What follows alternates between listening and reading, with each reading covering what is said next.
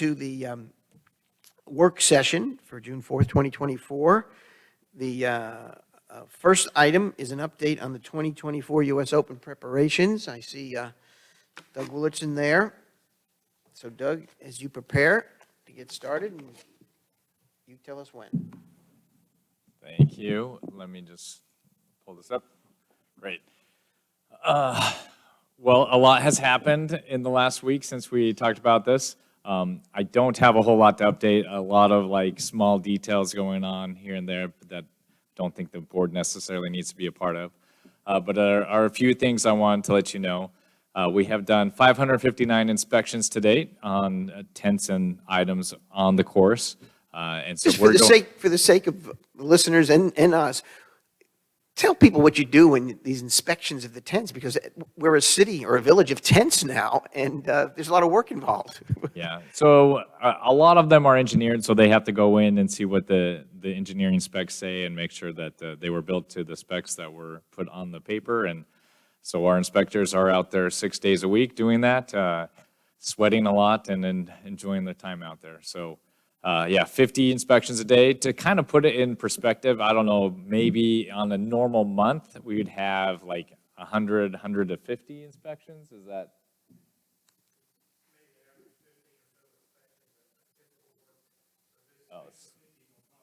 Oh, yeah. So yes, a lot more work than is normal for these guys to do. But they are keeping up with it. There's definitely no complaints from the USGA about, hey, you're not keeping up, but we're doing a great job there. Moving on to communications. So the mayor has said our website, he's very good at pointing people to that, so appreciate that. Our social media, that is also updated continuously. Newsletters, you may have received yours in the mail. Those should be very helpful in answering a lot of questions for people. We'll also be putting out a Code Red call either Friday, maybe Monday, but just kind of an update on things that are going on, a little bit of a reminder on where you should or should not park. But it's just a phone call, so you have to keep it short. So it is a phone call people receive? Yeah, and a lot of it will just refer to people to check the website for additional information. Thank you. There is what's called the Open Daily, so it's it's small little pamphlet thing that is sent out with the pilot. So it's also going to all the rooms that are rented in the hotels, et cetera. So anyone who's visiting will be able to get information about what's going on in the village and all our events that are happening. And that's also available digitally. So it'll be in the restaurants, I'm told, also, and yep. So people will be able to pick them up there. Yep, good. So beautification, our public services and building and grounds are very busy, so they are cutting every blade of grass in the village, at least the public blade of grass. And they're picking up trash and watering plants and making everything look beautiful, which, I mean, everything normally looks beautiful, but just that extra level of beautiful. And then, as you're probably aware, there's the project on Chinkapin. So that is very close to being finishing up, so we expect everything to be finalized by Friday. So that should be good as well. You'll also notice NCDOT has been cleaning up some of the roads in the village and leading into the village as well. So those are looking good as well. Any questions on any of these items? Okay. We talked a lot about the events downtown, and the mayor mentioned some of them. So I will reiterate the big nights are Wednesday and Saturday. Our Military Appreciation Night will be Wednesday. And the mayor will be speaking, so if you really want a treat, you'll come that night. And Tuesday is the movie night. We are hoping people come out for that as well. And then Saturday is our other big concert night. We are also happen to have concerts on Thursday and Friday, but they'll be a little scaled back. One thing to know is that we cannot start playing music until course play has finished. So we don't want to be distracting anyone. So if it goes long and we're still sitting around waiting for the last putt to go in, it could be 8:30, 8:45 before we actually start the concert. Thank you for mentioning that. Yeah. So I hadn't thought, but it's a good rule that we follow. Yeah. Yes. But people might be sitting around like, what's going on? That's the reason why we have not started. The equipment into the Village Green will be kind of showing up this week.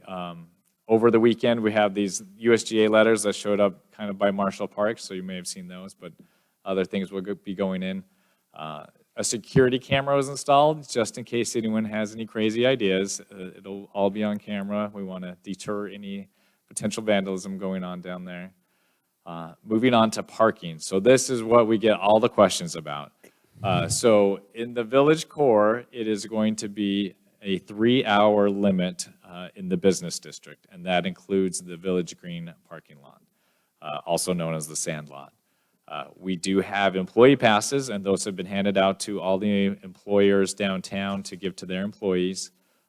So those passes allow people to park in just the Village Green lot, not in the on-street parking in the downtown business core. I think everyone's pretty clear about that.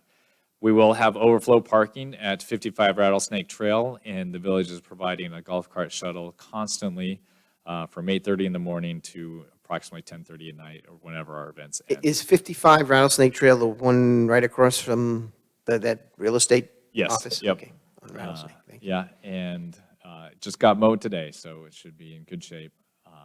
Then also after 5 p.m., you can park at Cannon Park, and USGA will be providing a shuttle from Cannon Park to the downtown. So lots of ways you can get to downtown. Our social district will go into effect next Monday. So we'll be putting up signs and trash cans along the perimeter to designate the area and let everyone know. We have now sent out 50,000 stickers, so there will probably be a lot of alcohol consumed next week. But that's good for our businesses. Let me Yeah. ask one question that I get asked a couple of times. It's the person who lives downtown Yes. and wonders how will I be able to get to my home while this is going on. Yeah, so streets will not be closed downtown except for the evening of Wednesday and Saturday. Okay. And that'll only be the bare minimum between the park and the flagpole, so that small portion of Cherokee. So I thought Dogwood, a portion of Dogwood is closed as well. That's true too. The Pinecrest Inn has requested that be closed in the evening, so they're closing that, I believe, Thursday, Friday, Saturday evenings. So if And Doug, just to be clear, because, again, I don't participate, but I monitor a little bit next door, and there are residents saying, gee, where can I park? Yeah. The 55 Rattlesnake Trail is first come, first serve, whether you drove from Raleigh or from Lake Pinehurst. True, yep. And you don't need a resident permit or anything like that. There will be no monitoring of that lot. We're trying not to encourage people from outside the village to come park down there. We'd rather that they use the shuttle services that the USGA is providing, but that is true. And if you want to get from there to the Village Green, there is a shuttle for that. I mean, what's the capacity there, do we think? It's over 100 spaces, which, to put in relative terms, I think the Village Green lot is of 98 spaces, so about the same size. That's a lot. It's a little bit bigger than that one. So people who live in the village proper area, their ability to come and go to their residence is not impacted at all. Yep. That's what right. I've told people. And Okay. that's the next slide, Okay. because we have been getting a lot of frequently asked questions, either on Nextdoor or people calling in or on our social media sites. So where should people park? Ideally, people park in the red or blue lots. Those are outside of village limits, so for people that live here, that may not make a lot of sense. But for everyone else, they should definitely park in those lots and then be shuttled into the harness track. People who live here, you have a couple of options. There are golf cart parking locations, and we talked about this last time, but as a reminder, this is on our website as well, but for anyone in the south end of the village, they can come park here on course number 1 and walk up the fairway to get into the main gate here, gate number 1.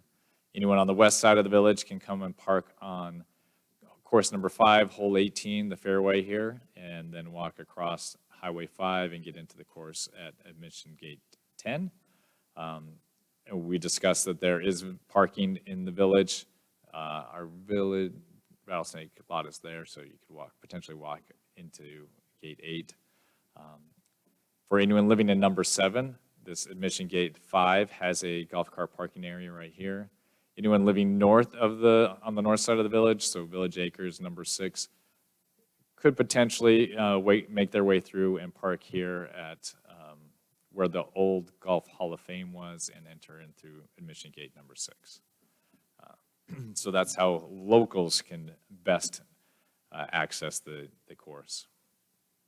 Might be worth suggesting to Kristen to popularize the Rattlesnake Trail again for her various outreach. We're at the, you can lead a horse to water stage, but never hurts to try again. Yep, no problem. So one thing that may be confusing to people is as you drive around the village, there's all these green signs that say Yes. parking lot A through M. And it's like, what does that mean? And so if you're a regular member of the public, it means you cannot park there, so don't try. Those are mostly for USGA employees or volunteers or people working on the course, like officials, et cetera. So unless you have a special pass already, you're not allowed to park any of those lots. So that may have been confusing for some people. The other question is, do I need a pass for my neighborhood or any of the roads closed? So the main road closure that is happening is from Monticello to Highway 5. That portion of Morganton Road will be closed, and that is where the main course entrance is. So that is closed. Those people that live off of that in Doral Woods, Dogwood Terrace, or Soakley Lane, they should have all received a pass in the mail, and there will be, as well as additional passes for any friends or family that may be visiting. They will let like Amazon trucks and food delivery, things like that. They realize that people still are living there for the week and that they will let those through. But anywhere else, you should not need a pass to travel around the village. Some people can be concerned that, my road's closed, I can't get in. Unless you live there, you should be fine. Is there a charge or registration for downtown events? No charge. People are welcome to come, bring their families. The one thing that we do have is a registration for the walking tour. Just we didn't want to have 100 people show up and not be able to hear. So there's a registration for that. And then we have recently heard a lot about the pre-championship merchandise tent and where people should park for that. And this is a little confusing. So it's actually off of Doral Drive. So you go down Morganton, turn on Doral Drive, and they are having people park on the fairways of holes 16 and 17. So they'll have parking attendants the whole way, but you have to go into the neighborhood and then they put you onto the golf course. But you may ignore an email that I forwarded to you. I heard from a resident down there who thought they could be parking all over the neighborhood. That sounds like that is not the case, and I will respond to that person. Yeah, so yeah, they'll be parking on the golf course and they will have attendants because, getting in and out of that neighborhood will be difficult with that many people going in and out, but they will have people stationed at all the intersections to make sure traffic flows smoothly. And that's, for the most part, is the FAQs that we've been receiving. I know a lot of people reach out to you. Are there any that need to come up so I can answer them and maybe put it in our website I think you've answered the ones that few I've been that getting. you've been hearing about? Yeah, I think as more and more people realize there's information on the website, their questions get answered. So that's a very helpful tool. Great. We covered this, and here's the website again. And are there any questions from council? Anybody else? Jack? Yes, we will do a debrief after. Yeah, that's will be a lot of fun. Okay. I think that concludes this presentation, and we've exhausted our questions. And those residents who are watching or listening, if you can't find the answer on the website, you can Call me. call Doug Willardson or track one of us down, and somehow or another, we'll find the answer to that one question that nobody's been able to find yet. Thank you. Okay. Thanks, Doug. Well done. Okay, resolution committing fund balance for future capital. Dana, please. Yeah, so this item this evening is not for you to actually approve the resolution, but when we had the fund balance policy discussion, the larger discussion back in March. There were quite a few questions about the provision in the policy related to committing fund balance for future capital. And typically, we bring this resolution to council to make that commitment in June. And so I wanted to have hopefully a brief discussion about it to clarify and clear up any questions that you may have and get direction from council to ensure that either you want to approve the resolution, you intend to approve the resolution as we normally do, or should there be any changes to it based on the discussion. Okay. Go ahead, sort of review the, remind us of all this that Yes. you So know and we. This is just a draft of the resolution using the same form as previous years since this provision has been in the policy beginning in 2021. So that is there for your review. That's the policy. Let me focus on one word. Yep. The word commit. Is that a term of art in all this, or is it sounds like a decision might have been made about something, whereas we haven't made a decision technically, and we are debating things and researching things. So that's my one question. Yes, that's a great question. So that word commit, the way it is used in this policy refers to the GASB, the Government Accounting Standards Board definition that we follow when we kind of report all the different types of fund balance in our audit report. And committed by that definition means that council has the highest level of governing body. Council has approved a resolution designating that amount be committed for some purpose. In our case, for this, it is a broadly defined purpose of future capital. It is not saying that we are going to spend it on Not any project specific. We're not saying we're spending it on any particular project or purchase. And all it takes is another resolution. You can undo it, you can change it. So it is not, legally restricted aside from council can approve another resolution that changes it. And each year, that's why we're approving, or council approves another resolution, is because that dollar amount changes each year. Because if you notice, the resolution does not say what dollar amount is being committed. It's saying the portion in in excess of 40% of the total fund balance, because we don't know yet at this point what those actual expenditures are going to be. So And what we it really are do- allowed to do it What that it really way. does is define a number for your reporting purposes, for our reporting purposes. Yes, it's defining how we will calculate that number once we know the final total fund balance and the total actual expenditures, because those are the two key components of the calculation. Thank you. Yep. So I did include it here. This is just to kind of, would be a refresher of what unassigned fund balance means, because that is one component of this part of the policy, is that making this commitment for future capital cannot cause the unassigned fund balance to be less than 15% of actual expenditures.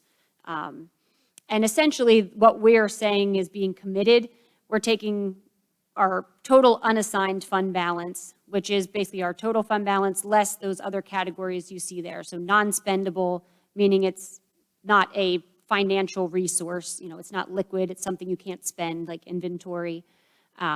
Any fund balance that is restricted, there's stabilization by state statute, or if we have grant or donor funds that are restricted, it excludes that. Any fund balance committed by the governing body resolution. In this case, when we're starting off looking at the calculation, the amount committed for the library and archives is the only thing already committed.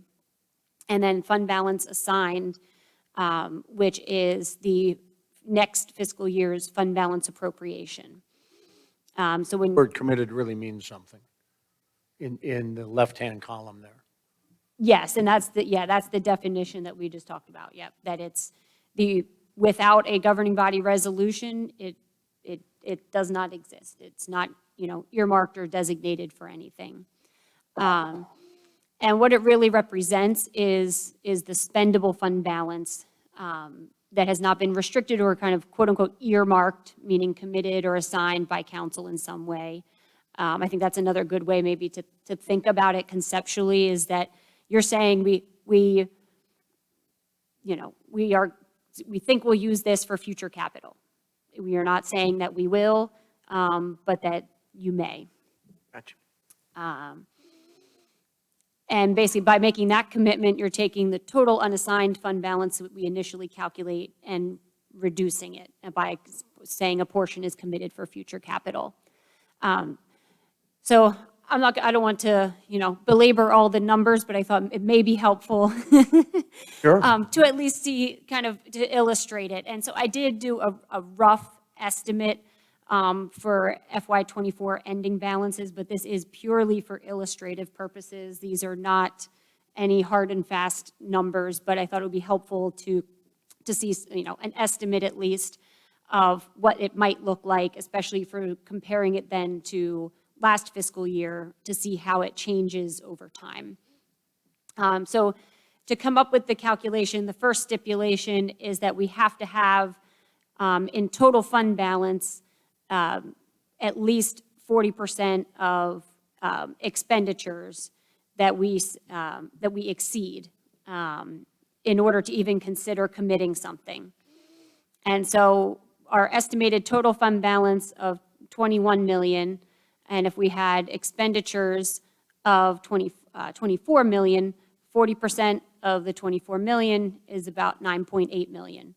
And so then you take the 21 million of total fund balance minus the 9.8 minimum of 40% that we have to get over. We have to get over that hurdle of 40% to even consider committing something. That means that we would have at most $12 million that we could commit. But the policy has that second requirement that there's a floor that we have to maintain at least 15% unassigned fund balance, 15% of the expenditures. That works out to be 3.6 million. And so when we take then our unassigned fund balance before looking at the fund balance commitment for future capital, minus the minimum of 3.6 that we have to maintain, that means that 7.5 million is the unassigned fund balance available to commit. Then when we compare essentially the maximum we're allowed to commit per the policy with the amount that's available to commit, it has to be the lower of the two. We only have 7 million available to commit, so that is what would be allowed to be committed per the policy. If there were a case where the unassigned fund balance is higher than the maximum, then it would be the opposite. We would be allowed to commit up to the maximum. But in this case, it's below. Just one question. I'm trying to visually do the math here. How do you get to the 11.2? Oh, great question. Okay. Yep. I was figured out the struggling rest on of what it. order to put these in. So the 11.2 goes back to this overall calculation of unassigned fund balance kind of initially before making the commitment. Yeah. So if we assume that our total fund balance is 21.8, it's the 20.1.8 less all the items that aren't highlighted in yellow. So it's what is I see. non-spendable, what's restricted, the library and archives committed All amount. the things that are cordoned off. Right, so Okay. it's really kind of what's left over after we've determined what falls into all the other categories. So when you add together the future capital and the unassigned, it equals that total initial unassigned amount I of see. 11.2. Thank you. Yes, And on page 3, the 40%, that's not statutory? Or No. GASB, that's policy. that's policy, correct. And the same with the 15%, right? Correct. And the 15% is provision 2, part 2 of the fund balance policy, saying that at the end of the year, our unassigned fund balance has to be at least 15% of actual expenditures. That's one of the things that we're kind of managing to make sure after the year is over that we're maintaining in reality a sufficient amount of fund balance for cash flow reserves, emergencies, opportunities, the things we had discussed in the previous presentation. The 40%, I think a good way to think about that 40% number in the policy is that's the number that the percentage of actual expenditures that was determined that if we have fund balance over that amount, we would consider that to maybe be excessive, to where we're holding, it may be perceived that we're holding too much fund balance. And the way I kind of interpret this is that by having this commitment to future capital for anything in excess of that 40%, it's representing that there is a purpose to the reason why the fund balance is higher than what might be considered reasonable for cash flow reserves, opportunities, emergencies, et cetera.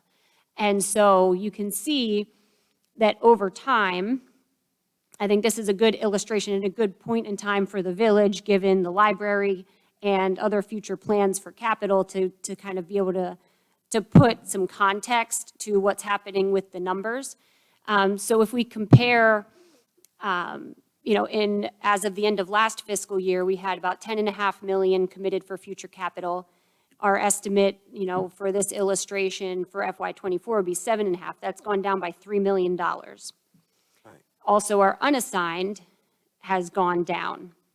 I believe last fiscal year we did actually have excess unassigned fund balance, so this represented more than just the 15% minimum. So that also went down by about $1.7 million. So in total, that unassigned fund balance is going down by 4.7, almost $5 million. And I think that's really encapsulated by how much our fund balance appropriation for FY25 has gone up and went from $600,000 to $6 million. What does that $6 million fund balance appropriation represent? Spending for capital, right? So you can see, in a way, kind of the use of that fund balance committed for future capital occurring over time as the funds are actually appropriated for that purpose. The fund balance committed for future capital is also sort of there to say, we know, and you can see it from looking at our 5-year plan, there are years where the capital really fluctuates. It could be 8% one year, 15% another year. And so this fund balance is saying we have a purpose for those funds because in our plans, we know there's going to be years where the operating revenues aren't sufficient, by looking at that operating margin, the operating revenues aren't sufficient to cover the amount of capital we have planned. So that would be another year where you would see this committed for future capital kind of drawn down. And over time, as we spend for capital, that number will continue to go down to where we would, it's possible that at some point in the future, you'd only have unassigned. But I do want to, are there any other questions maybe more specific on the numbers or the calculations before I get to the kind of the takeaways, which we've discussed some of these already. But you can kind of see the interplay that as one category changes, it does affect the amounts available based on the way the calculations work. Again, the commitment is not saying that we are going to use it for any particular project or purchase. The only thing that really, somewhat designates that is our annual budget ordinance. You designate amounts to be appropriations by department, and management and staff follow kind of what was intended to be spent based on our line item budgets.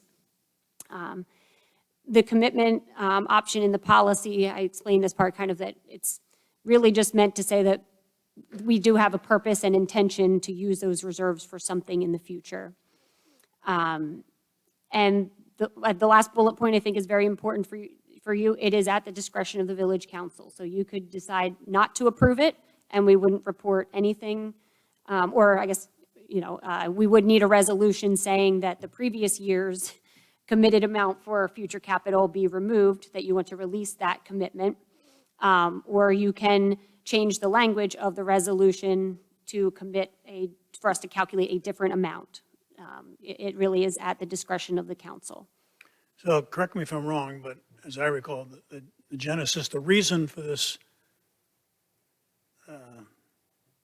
resolution is point number 3, which is to demonstrate or to say to the community who ask, why are you accumulating so much money? Is that we're accumulating money above the 40%, and it's reserved for capital. And by the way, we have a list of capital. It may not happen next year and following year, but it's foreseeable that we could spend this money, and therefore we have this reason. So that's genesis of this whole resolution, as I recall. Yep. Point number 3.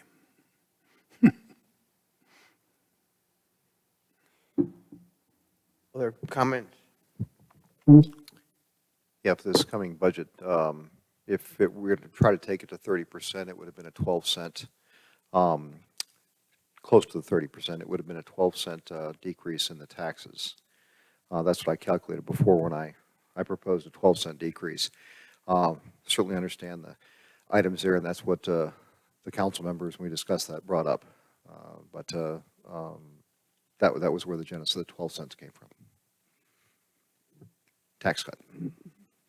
I just have a generic question, and probably Jeff Sanborn knows this. Has there been a time in the past, when you've been here, where the council needed to take a necessary action to change the budget they adopted for the fiscal year because of some issue that evolved or something? Or has it been pretty much, we adopt the budget, at least at the time I've been here, we adopt the budget and then we work through it for the year?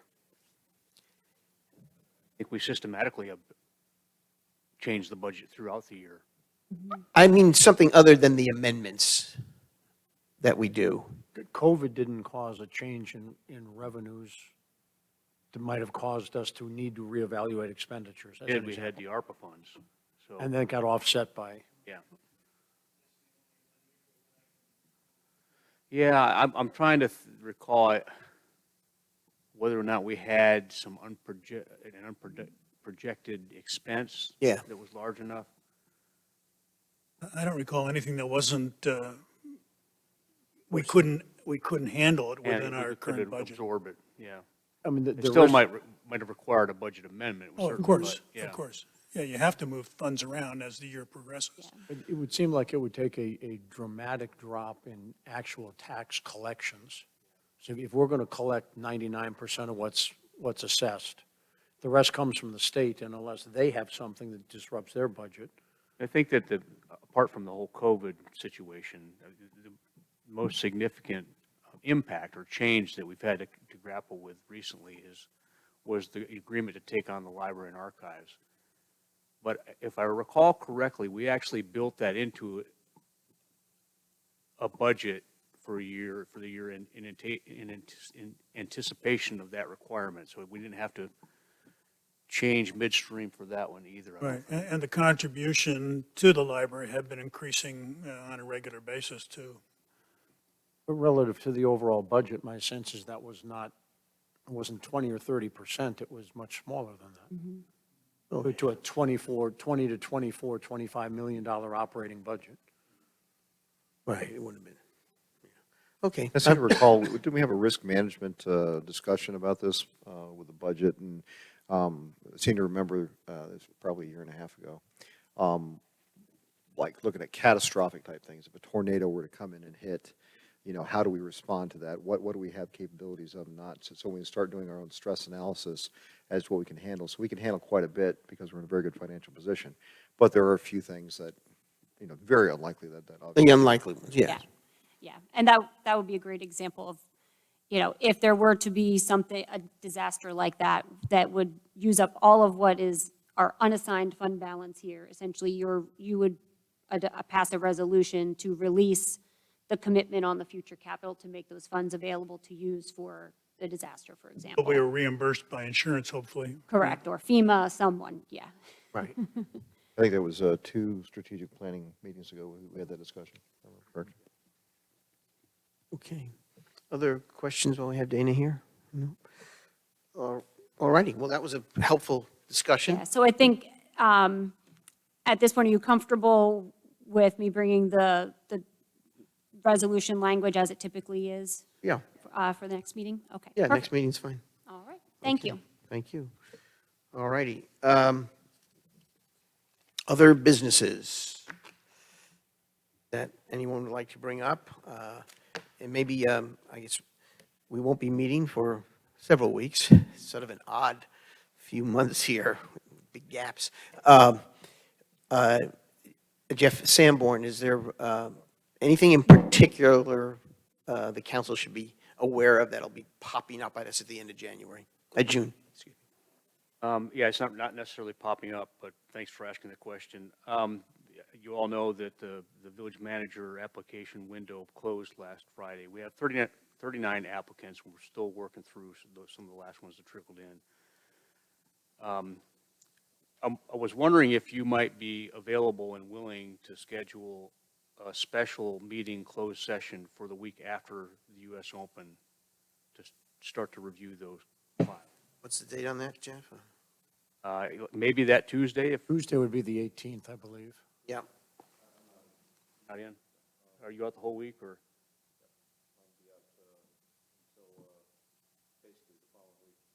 Okay.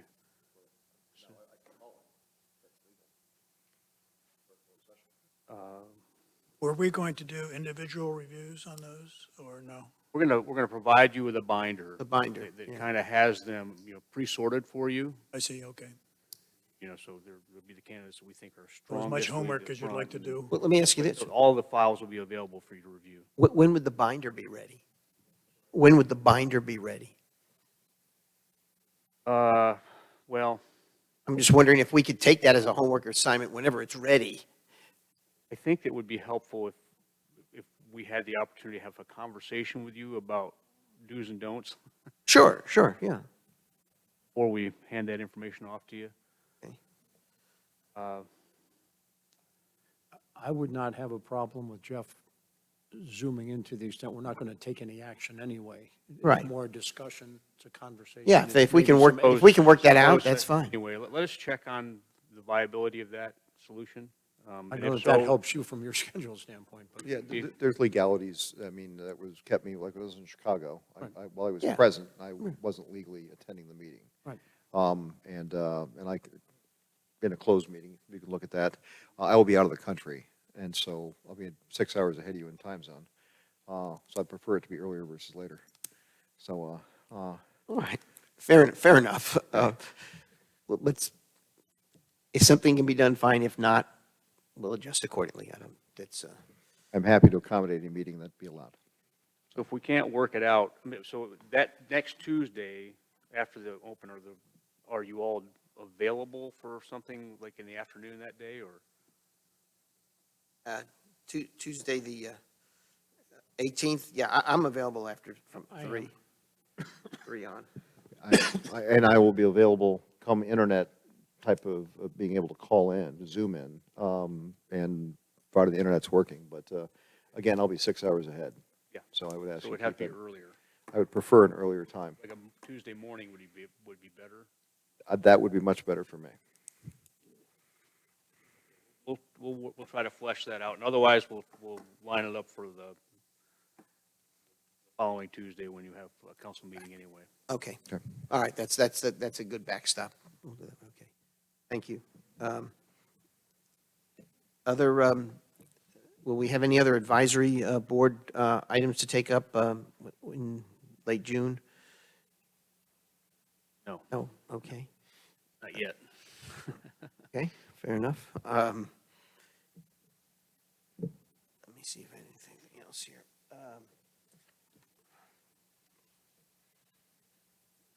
No.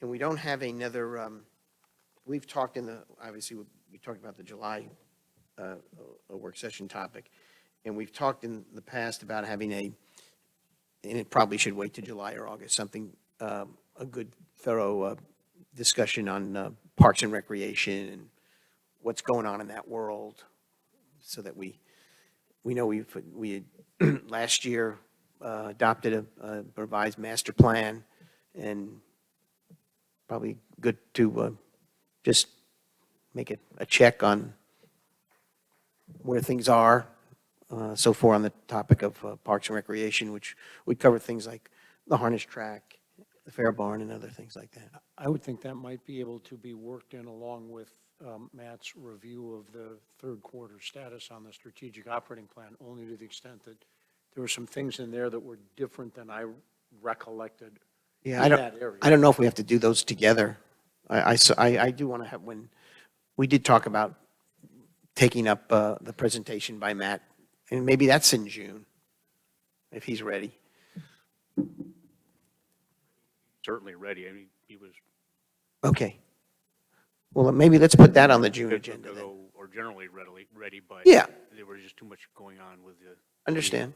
Let's put that on the June agenda, and we'll move Parks and Rec further out. I don't think we ought to take them up at the same time, to be honest with you. Assuming for the moment we can have a meeting on the 18th, we're still on the schedule that we laid out for reviews and hopefully winnowing down to interviews and what have you.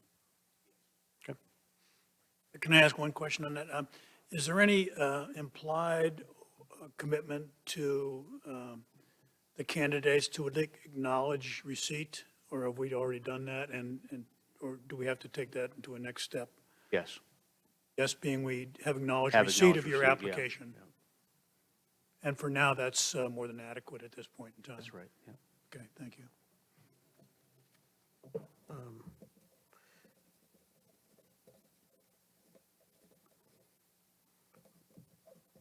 All righty.